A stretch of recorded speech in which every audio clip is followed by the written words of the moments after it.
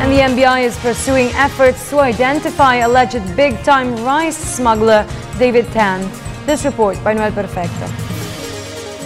After being given a time frame by Justice Secretary Laila De Lima to finish their probe on the illegal imported rice, NBI OIC Luigi De Lemos assures that they will continue to pursue their investigation to halt operations headed by a certain David Tan. Attorney De Lemos told PTV4 that they are in talks with the different agencies of government, particularly the DFA, the LTO, and the COMELEC, to confirm the identity of David Tan, an alleged rice trader from Davao City.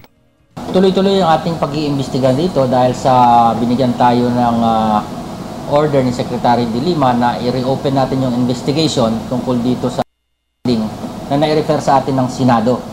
At ngayon nga, sinusundan natin yung mga informasyon na natatanggap natin kung sino itong tunay na David Tan na involved di umano sa malakihang rice smuggling sa buong bansa.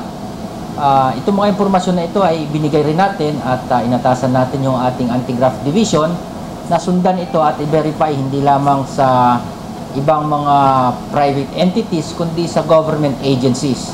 At nagkaroon na nga ng suggestions na pwede nating i-verify ito sa DFA, sa LTO, pwede rin sa COMELEC, kung saan makikita natin itong pangalan na ito at tingnan natin kung ito ay ma-ascertain natin kung sino itong sinasabing David Tan Bangayan.